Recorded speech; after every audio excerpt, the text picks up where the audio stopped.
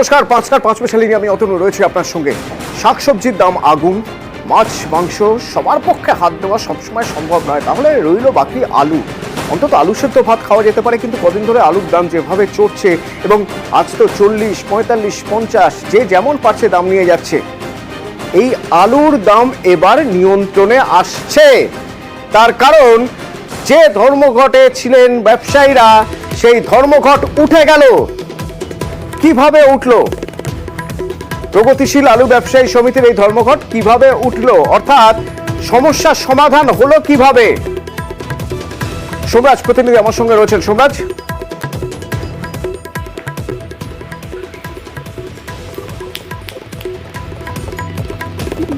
সোমরাজ, কিভাবে এই ধর্মঘট উঠলো?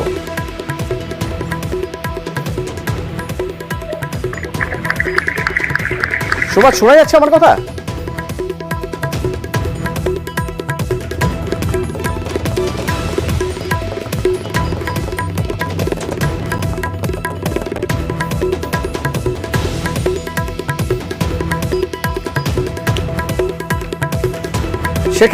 সেক্ষেত্রে আলুর দাম বাজারে কবে থেকে কম হবে, কবে থেকে স্বাভাবিক মূল্য অর্থাৎ যে দাম ছিল সেই দামে বাজারে আলু আসবে জানবো। আমার সঙ্গে এই মুহূর্তে সিঙ্গুর থেকে রয়েছেন প্রতিনিধি রানা। রানার সঙ্গে সরাসরি একবার কথা বলবো। রানা, মন্ত্রী আশ্বাস দিচ্ছেন যে আজ থেকে হিমঘর থেকে আলু বেরোতে শুরু করে দেবে, বাজারে পৌঁছবে কবে, কবে থেকে আলুর দাম স্বাভাবিক হবে?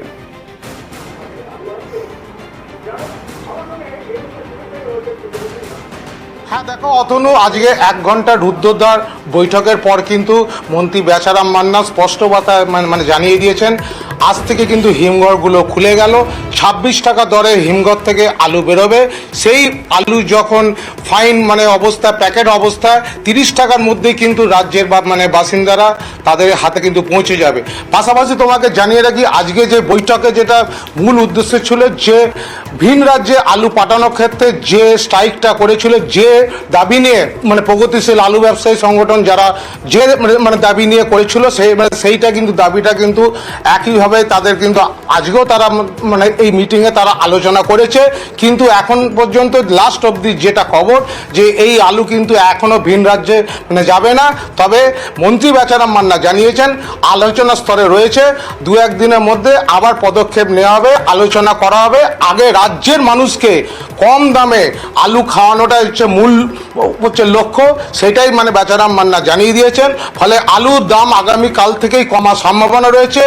পাশাপাশি ভিন রাজ্যে কিন্তু আলু এখন যাবে না। না, একটা বিষয় জানতে চাইবো। কিছুক্ষণ আগেই তোমার সঙ্গে মন্ত্রী কথা হয়েছে, বেচারাম মান্নার কথা হয়েছে তোমার সঙ্গে কিছুক্ষণ আগেই। অসৎ উপায়ে যদি কেউ আলু বেশি দামে বিক্রি করতে চান, বা ইতিমধ্যেই যারা করছেন তারা তো করছেনই, এবং আলুর যোগান বাজারে রীতিমতো নিয়ম মতো চলে আসার পরেও যদি করতে চান, তাহলে কি করা হবে?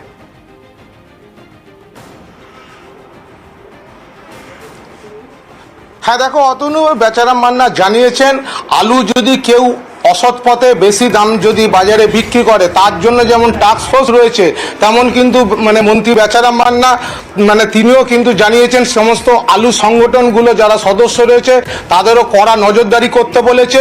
বিভিন্ন মার্কেটে প্রতিদিন যেমন প্রশাসন, পুলিশ যেমন থাকবে, তেমনি যারা আলু ব্যবসায়ী সমিতির সংগঠনের লোক তারাও কিন্তু পাহারা দেবে যে কোনো অসাধু ব্যবসায়ী বেশি দামে আলু বিক্রি করছে কিনা। কারণ জানিয়ে রাখি, যদি মন্ত্রী বেচারাম মান্না কথা অনুযায়ী যদি 26 টাকা দরে যদি হিমঘর থেকে আলু বেরোয়, সেই আলু আড়তে এসে ঝাড়াই বাছাই করে 29 থেকে 30 টাকার মধ্যে হওয়া উচিত। কলকাতা রানার সঙ্গে থাকো। ইতিমধ্যে নবান্ন থেকে আরো একটি গুরুত্বপূর্ণ খবর, কাল থেকে আলুর পরিষেবা স্বাভাবিক করতেই হবে। আলু ব্যবসায়ীদের সঙ্গে কথা বলে প্রয়োজনীয় পরিমাণে বাজারে আলু যাতে যোগান থাকে তা নিশ্চিত করতেই হবে। পুলিশ আলুর পরিষেবা সহ লোডিং এর বিষয়ে পদক্ষেপ নেবে এবং যাতে বাজারে আলুর যোগান থাকে তা নিশ্চিত করতে হবে। মুখ্য সচিবের নির্দেশ, জেলা শাসকদের নির্দেশ দিয়েছেন যা যা পদক্ষেপ করতে হবে। মন্ত্রী বেচারাম মান্না সরাসরি রয়েছেন আমাদের সঙ্গে। রানা, যদি একটু জানা যায় তার থেকে, যে কাল থেকে রাজ্যের সব জায়গায় আলু স্বাভাবিক দামে পাওয়া যাবে, কি বলছেন উনি?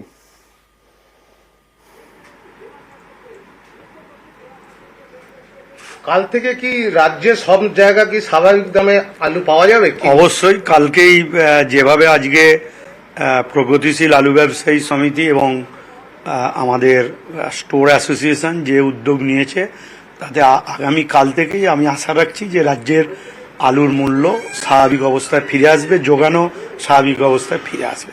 একটা বিষয় যেটা উঠছে যে বেশ কিছু অসাধু ব্যবসায়ী যারা খোলা বাজারে দাম বিক্রি করছে, বেশি দামে চড়া দামে বিক্রি করছে, সেটা নজরদারি আপনারা কিভাবে করবেন? দেখুন, আমাদের ইতিমধ্যেই রাজ্যের মাননীয় মুখ্যমন্ত্রীর নেতৃত্বে 9ই জুলাই টাস্ক ফোর্সের মিটিং হয়েছিল। সেদিন থেকেই প্রতিটি বাজারে নজরদারি করা হচ্ছে এবং এটা জেনে রাখতে হবে যে আলু সহ বিভিন্ন কাঁচা আনাজ অত্যাবশ্যক পণ্যের মধ্যে পড়ে।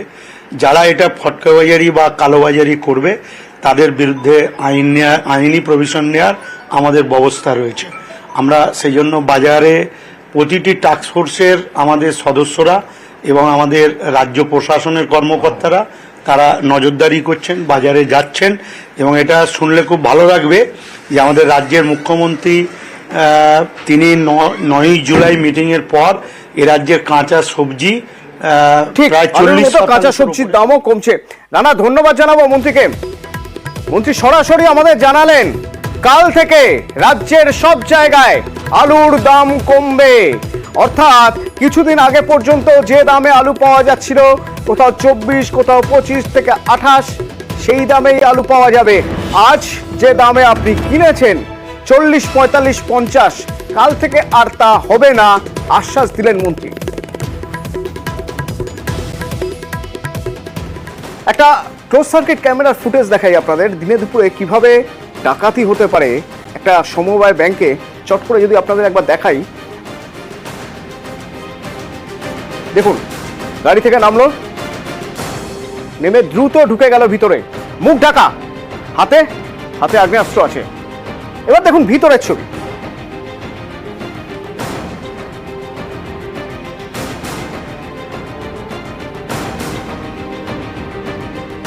সমবায় ব্যাংক।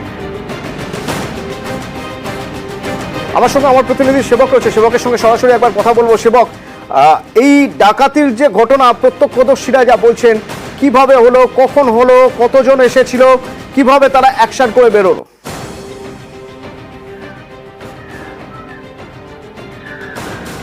দেখো, ব্যাংক কর্মীদের সঙ্গে আমরা কথা বলেছি, সেখান থেকে যা তথ্য উঠে আসছে তা হলো 7 থেকে 8 জন দুষ্কৃতী একটি 4 চাকার গাড়ি থেকে ব্যাংকে ঢোকে এবং যে ছবি আমরা সিসিটিভি ফুটেজ ইতিমধ্যেই দেখাচ্ছি দর্শকদের, তারা আগ্নেয়াস্ত্র ছিল, প্রত্যেকের হাতে মুখ ঢাকা ছিল।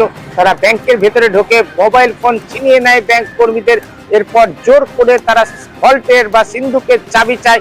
তখন বাধা দিতে গেলে ব্যাংকের অ্যাকাউন্টেন্ট তাকে গুলি করা হয়, তার পেটে গুলি লাগে। এরপর চাবি ছিনিয়ে ভল্ট খুলে টাকা হাতিয়ে নেয়। এরপর যখন অ্যালার্ম বেজে ওঠে ভল্টের খোলার পরপরই, তখনই কিন্তু দুষ্কৃতীরা বোমা ফাটিয়ে এলাকা ছাড়ে। আর এখন পর্যন্ত সর্বশেষ যে খবর আমি পাচ্ছি, 5,92,000 টাকারও বেশি লুট হয়েছে। অর্থাৎ সেবক সঙ্গে 5,92,000-এরও বেশি টাকা লুট হয়েছে সমবায় ব্যাংক থেকে। সেই সময় সেখানে যারা ছিলেন তারা সেই হাড়হিম ঘটনার অভিজ্ঞতার কথা বলছেন, শুনুন। ও 2:20 কি 25 এরকম টাইমে কম্পিউটারে কাজ করছি, আমরা দুজন স্টাফ ছিলাম। সেই মুহূর্তে অল্প বয়সেরই পাশাপাশি সরাসরি একবার ক্ষমধান্য স্টেডিয়াম। এবং চিরদিন বেঁচে থাকবেন আমাদের সবার হৃদয়ে। আমরা বিশেষ করে তাকে হয়তো দেখতে পাইনি, কিন্তু তার ছবি খুব ছোট্টবেলায় মায়ের সাথে যখন 3য় 4র্থ ক্লাসে পড়ি দেখতে যেতাম, একটা দুটো মনেও পড়ে। আর আমরা পুরো বাংলা গানের পোকা ছিলাম তখন। এত ভালো ভালো বাংলা গান তখন বেরিয়ে এসছে চলচ্চিত্রের মধ্যে দিয়ে। সেই ধারাটাকে আজও যখন আমরা বিভিন্ন অনুষ্ঠান করি, যে গানগুলো মহানায়কের গলায় শোনানো হয়েছিল এবং বিশিষ্ট শিল্পীরা সেই গানগুলো গেয়ে তাকে সম্মান জানায়, তখন মনে হয় বাংলার অস্তিত্ব বাংলা কিন্তু আজও ধরে রাখতে পেরেছে। উত্তম কুমারের সাথে বাংলার অস্তিত্ব রক্তের সম্পর্ক, বাংলার সংস্কৃতির সাথে রক্তের সম্পর্ক। নিজেদের আইডেন্টিটি কখনো নষ্ট করতে নেই। সবাইকে ভালোবেসেও নিজের জীবনের যে গভীর শিকড়, তার নিজের অস্তিত্ব, সেটাকে খুঁজে পেতে আমরা বারবার সন্ধান করি নতুনত্ব আরো কিছু করা যায় কিনা। আপনাদের সকলকে অনেক ধন্যবাদ আবার জানাই। 2023 পর্যন্ত 23 জন কৃতি অভিনেতা অভিনেত্রীকে আমরা মহানায়ক সম্মান জানিয়েছি। এছাড়া 41 জন চলচ্চিত্র ব্যক্তিত্বকে বর্ষসেরা সম্মান আমরা জানিয়েছি। 141 জনকে বিশেষ চলচ্চিত্র পুরস্কার দেওয়া হয়েছে। 21 জনকে চলচ্চিত্রে সারা জীবনের অবদানের জন্য এই মঞ্চ থেকে সম্বর্ধনা দেওয়া হয়েছে। নাম খুঁজতে বসলে অনেক সময় দেখি সবাইকেই প্রায় দেওয়া হয়ে গেছে, নামই খুঁজে আর পাই না।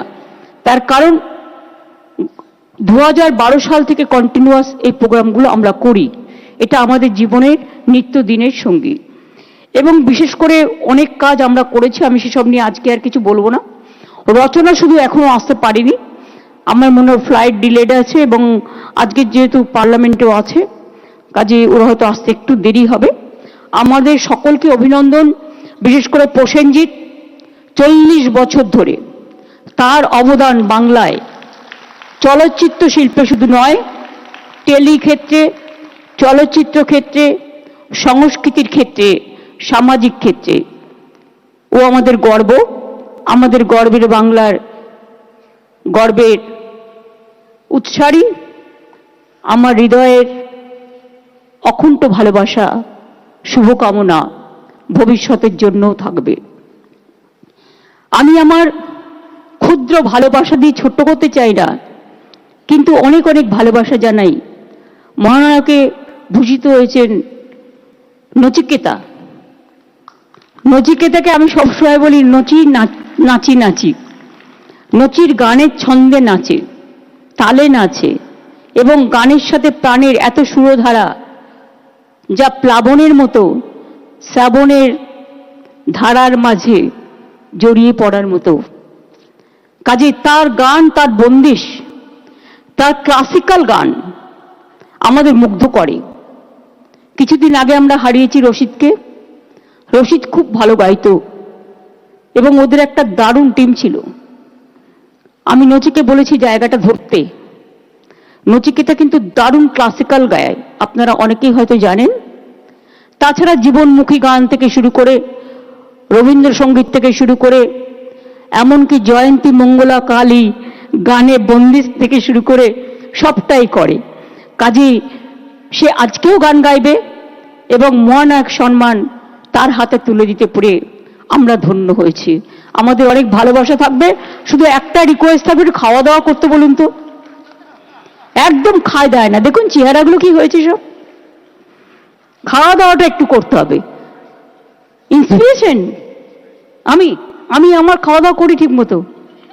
আমি তো নিজে ইচ্ছে করে কমিয়েছি, কিন্তু ও কমাতে কমাতে এমন জায়গায় করেছে যে তার কোনো তুলনাই চলে না। নিজেকে তো ভালো থাকতে হবে একটু। আমি বলেছি তুমি যদি খাওয়া দাওয়া না করো তাহলে তোমার বাড়িতে গিয়ে আমি হানা দেবো এবারে। আমরা আজকে খুবই ধন্য, সুভাষিসদার মতো একজন অতি পরিচিত শিল্পী, যাকে সবাই চেনে পুরনো দিন থেকে আজ পর্যন্ত, এখনো ঠিক বয়ে চলেছে সেই দাঁড় টানা পালের মতো। আপনার জীবন সুন্দর হোক, শরীরটা একটু নজরে রাখুন। আমার মনে হচ্ছে আপনার শরীরটা ভালো নেই। ভালো থাকবেন, সুস্থ থাকবেন। আমাদের বিশেষ করে ছোট্টরা যারা আজকে এখানে বিশেষ চলচ্চিত্র পুরস্কার পেলেন, তার মধ্যে রাজা গজা আপনারা দেখেছিলেন, মনে পড়ে? বলুন তো নামটি ওর কি?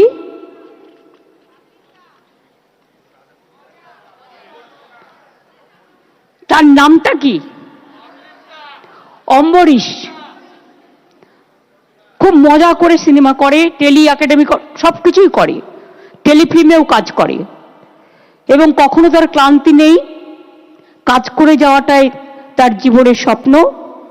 এখনো জীবনের অনেক দিন বাকি আছে, অনেক কাজ করবেন। আরো অনেক অনেক মুকুট নিয়ে আসবেন নিজেদের খাতায়, এটা আমার বিশ্বাস আছে। তাকে আমার অনেক ভালোবাসা। রুক্মিণী, হয়তো ভাববেন রুক্মিণীকে অনেকে আমরা আবিষ্কার করেছি দেবের কয়েকটা সিনেমা থেকে। খুব ভালো কাজ করে, ভালো মেয়ে, এবং আমাদের অনেক অভিনন্দন থাকবে আগামী দিনের জন্য। এবং please congratulation to Dev also. ওরা পার্লামেন্টে বিজি আছে বলে আসতে পারেনি। আমার এখানে কাউন্সিলেট এমবাসি থেকে অনেকে এসছেন। উত্তম কুমারের পরিবারের সকলে এসছেন, প্রতি বছরই তারা আসেন। বিশিষ্ট শিল্পী সুভাদা, নৃসিংহ ভাদুরী, আমাদের সত্যম, আমাদের ফিরাদ হাকিম মেয়র, স্বামী বিবেকানন্দ ইনস্টিটিউট থেকে, ওনার বাড়ি থেকে রেসিডেন্সিয়াল থেকে বেলুর মঠের হয়ে উনি এসছেন, এবং চন্দ্রিমা, ববি, অরূপ, ইন্দ্রনীল, শান্তনু খুব ভালো গান গাইছেন আর্টিস্টরা। আমরা তাদের গানের দিকে তাকিয়ে আছি, আরো গাইবেন। বিবেক কুমার কি ভালো গাইলো দেখলেন? ও কিন্তু আমাদের সরকারে প্রিন্সিপাল সেক্রেটারি, আমার ল্যান্ড ডিপার্টমেন্টের এবং আইএনসি ডিপার্টমেন্টেও কাজ করেছে। ও এত ভালো বাংলা গান গায় আর কি সুন্দর গান তোলে, খুব ভালো, ভীষণ ভালো। এবং ও বরঞ্চ বাংলা গানে অনেক অনুপ্রেরণাও দেয়। আমার খুব ভালো লেগেছে, থ্যাংক ইউ সো মাচ। আমাদের দিব্যও খুব ভালো গেয়েছে, দেবজ্যোতি, মান্নাদের গান। মনোময়ও খুব ভালো গেয়েছে যতটা শুনেছি। বিশ্বজিৎ তো জোজোও খুব ভালো গেয়েছে, অরুন্ধতী দিও খুব ভালো গেয়েছেন। এখনো যারা বাকি আছেন তাদের মধ্যেও অনেকে আছেন গাইবেন। আপনারা একটু অপেক্ষা করুন, তাহলে দেখতে পাবেন। নেক্সট ফিল্ম ফেস্টিভ্যাল হচ্ছে 4 ডিসেম্বর থেকে 12ই ডিসেম্বর। এখন থেকে ডায়েরিতে নোট করে নেবেন, কারণ 11ই ডিসেম্বর, 4 ডিসেম্বর থেকে 11ই ডিসেম্বর। এবারে রাজ, তুমিও আছো ওখানে। গৌতম ঘোষকে চেয়ারম্যান করালো প্রসেনজিৎ, তাই তো? এই না, তোমাদের সাথে কথা বলে করেছি আমি। আর প্রসেনজিৎ হচ্ছে কো চেয়ারম্যান, এবং ওদের নেতৃত্বে একটা পুরো কমিটি ওরা নিজেরাই ঠিক করবে, করে ওরা ওদের কাজ শুরু করে দেবে, যাতে ফিল্ম ফেস্টিভ্যালটা খুব ভালো করে আমরা করতে পারি। এবং আপনারা দেখেছেন প্রতিবারই ফিল্ম ফেস্টিভ্যাল একটা নতুনত্ব নিয়ে আসে। এর মধ্যে পুজোও আছে, পুজোর ক্লাবের মিটিংগুলো অলরেডি আমাদের হয়ে গেছে। তাই আমি সময় না বাড়িয়ে, রচনা যখন আসবে তখন আমরা দিয়ে দেবো। আমি চাই যে যারা এখনো গানে বাকি আছেন তারা সকলে গানটা ভালো করে গেয়ে দিন, আমরা একটু শুনবো। গান শুনলে মনটা ভালো থাকে, ব্রেনটাও অনেক ক্লিয়ার হয়। অনেক অনেক ধন্যবাদ, নমস্কার সবাইকে। সবার নাম হয়তো আমি বলতে পারলাম না, কিন্তু আপনারা যারা এসছেন প্রত্যেকে ইন্ডিভিজুয়াল, আমাদের কনগ্রাচুলেশন থাকবে। Thank you so much, thanks a লট রিনি। দিদি একটা ছবি, দিদি একটা গ্রুপ ছবির জন্য সকলে, হ্যাঁ।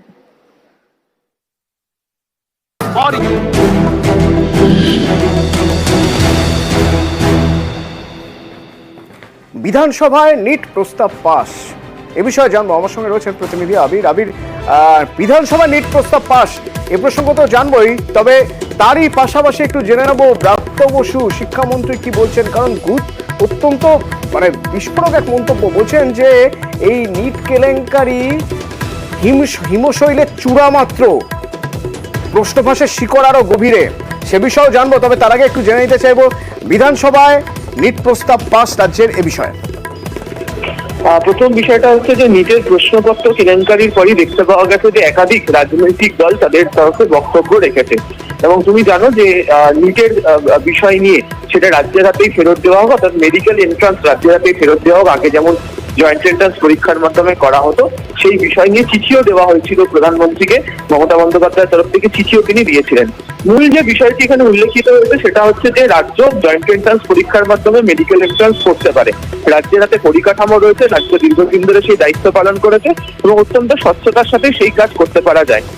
প্রশ্নপত্র ফাঁসের পর বিভিন্ন তদন্ত করতে গিয়ে যে ধরনের নথি বা তথ্য উঠে আসছে এবং যারা পড়ুয়াদের একাধিক পড়ুয়াদের যে ধরনের তথ্য গত কয়েক বছরের মধ্যে বারবার করে বদল হতে শুরু করেছে সেই তথ্য উঠে আসছে, তারই ভিত্তিতে রাজ্য এই প্রস্তাব এনেছিল। সেই প্রস্তাবই আলোচনার প্রেক্ষিতে পাস হয়েছে এবং সেখানে রাজ্য চাইছে যে জয়েন্ট এন্ট্রান্স পরীক্ষার মাধ্যমে এই রাজ্যেই মেডিকেল স্টুডেন্টদেরকে তারা নিতে পারবে বা পড়ার সুযোগ তারা করে দিতে পারবে। আচ্ছা,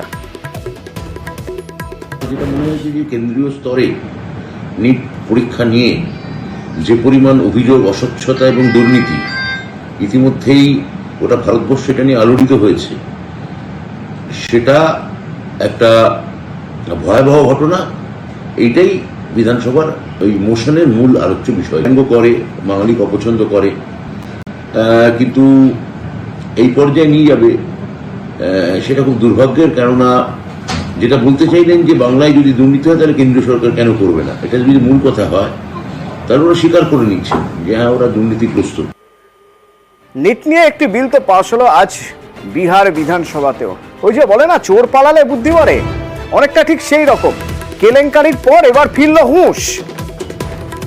বিহার বিধানসভায় বিল পাশ হলো, প্রশ্ন ফাঁসে অভিযুক্তদের বিরুদ্ধে ব্যবস্থা। এই বিল অনুযায়ী এই বিলে দোষীদের 10 বছরের কারাদণ্ডের সুপারিশ, প্রশ্ন ফাঁসে দোষীদের 1 কোটি পর্যন্ত জরিমানা।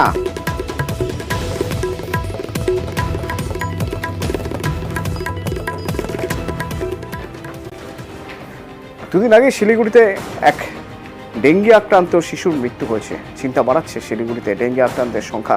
কি পরিস্থিতি ওখানকার জানবো, ওখান থেকে রয়েছেন আমার প্রতিনিধি পার্থপ্রতিম। এখনো পর্যন্ত আক্রান্তের সংখ্যা কত এবং পুরসভা কি ব্যবস্থা নিচ্ছে?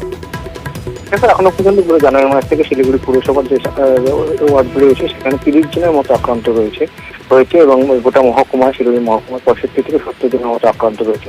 সেখানে পরিস্থিতি উদ্বেগজনক না হলেও কিন্তু পুরসভা যথেষ্ট সতর্ক। ইতিমধ্যে যে শহরকে পরিষ্কার পরিচ্ছন্ন রাখার জন্য বাড়তি শ্রমিক নিয়োগ করেছে পুরসভা। কারণ আমরা জানি যে গত রোববার যে শিশুর মৃত্যু হয় এবং শিশুর পরিবারে কিন্তু অভিযোগ করেছিল যে যত্রতত্র ময়লা আবর্জনা পাহাড় জমে রয়েছে, নিয়মিত পরিষ্কার পরিচ্ছন্ন করে না পুরসভা এবং তাতে কিন্তু ডেঙ্গি মশা আতুরঘর হিসেবে পরিণত হয়েছিল গোটা শহর এবং তারপরে কিন্তু নড়ে চড়ে বসেছে শিলিগুড়ি পুরসভা। ধন্যবাদ। জ্বর হলে যেন সাথে সাথে নিকটবর্তী স্বাস্থ্য কেন্দ্রে যায়। এবার যে কেসগুলো দেখা যাচ্ছে কেস স্টাডি করে বেশিরভাগই বিলো 12 ইয়ার্সের বাচ্চাদের মধ্যে 40% বেশি এই প্রবণতাটা দেখা গেছে। জ্বর 1-2 দিন পারসিস্ট করলেই সেটা ডাক্তারদের পরামর্শ নেওয়া, ব্লাড টেস্ট করা, নর্মাল প্রোটোকল এই ডেঙ্গি